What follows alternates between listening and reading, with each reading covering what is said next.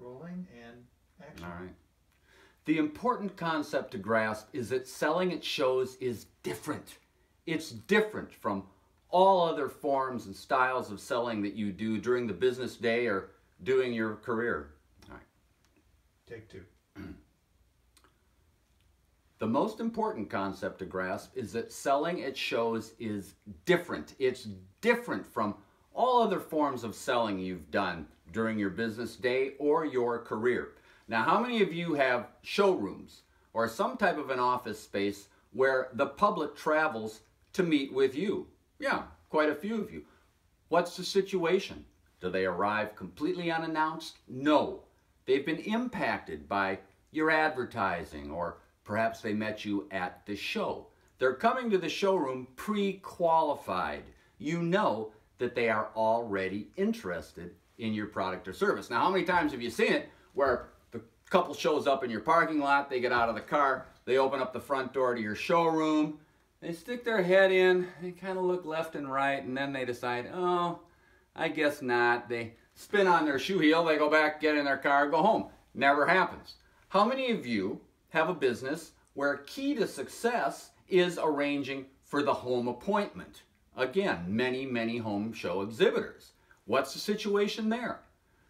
The appointment is set for 11 a.m. on a Saturday. You ring the doorbell. The couple, the homeowners, they welcome you, you shake hands, you have some preliminary chit-chat. Then they sit down on the couch and you launch into your sales pitch. Now, how many times again have you had this scenario where a few minutes in, husband and wife kind of look at each other, stand up, walk out the front door of their own house? Can't happen. You can be the worst salesperson in the world and you have a captive audience. Selling at shows is one face-to-face cold call after another, with one exception. Remember the people you invited back in your pre-show marketing. They've shown up, they're pre-qualified. They're arriving at your booth because you know they're already interested in your product or service. But for the rest of the folks, it's cold call city, and we do exactly the wrong thing. I think that'll actually kind of fly. That was great. I think you did great on that one. Now we'll change the angle, and if that's running. Yep, go ahead. Okay. No, I'll start. Okay, now I'm going to do body language. Okay. So we're probably going to want to go, do we go down to the shoes?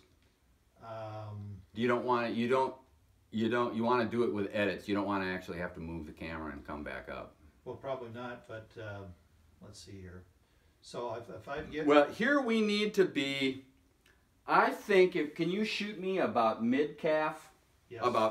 Mid-calf. Then we don't have to mess with anything. Because when I put my foot back, they'll see my foot go back. Right. So yeah, let's do that. Do the mid-calf thing here. So let me just tilt it up just a tad. Then we don't have to worry about the floor. What I'm gonna do is catch just the bottom of the draping there, and so that's just about mid-calf. Okay. Talking to myself a little bit here. Yep. And I'm gonna zoom that up a little bit.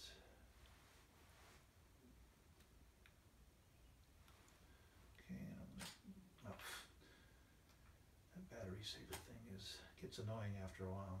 It's good to have, but I think we're good there. Okay, and rolling whenever you're ready.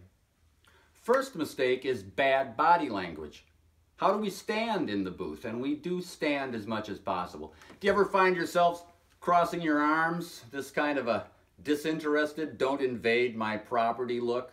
Sometimes you'll slip your hands into your pockets, or women, if you're wearing a type of a jacket, slipping your hands into the outer pockets, kind of jangling your cheek.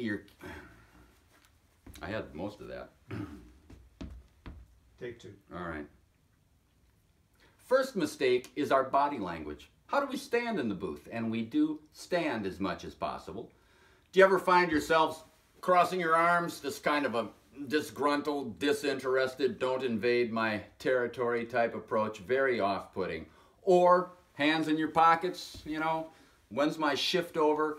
Women, sometimes, if you're wearing a kind of a jacket, slipping your hands into your outer pockets. These are all bad body language moods. Well, there wasn't a way to edit in there, was it? What should I say? I'll just say these won't do. How do you stand? All right, we'll do another take. Okay, take 3. Action. First mistake is body language. How do you stand in the booth? And you do want to stand as much as possible. So, do you ever find yourself crossing your arms? You know, this kind of a barricade, do not enter my territory body language. It's no good. Or hands in pockets, disinterested, you know. When's my shift going to be over? Women, sometimes you might have a nice jacket of some type on. You slip your hands in your outside pockets. Again, sort of a ne'er-do-well, disinterested look. These don't do. How do you stand? Stand upright, stand tall, clasp your hands behind your back. You can even rock backwards onto one leg, lock the knee. This is a very open, a very professional body language look. This says to attendees out in the aisle, come to me. I'm here to help you.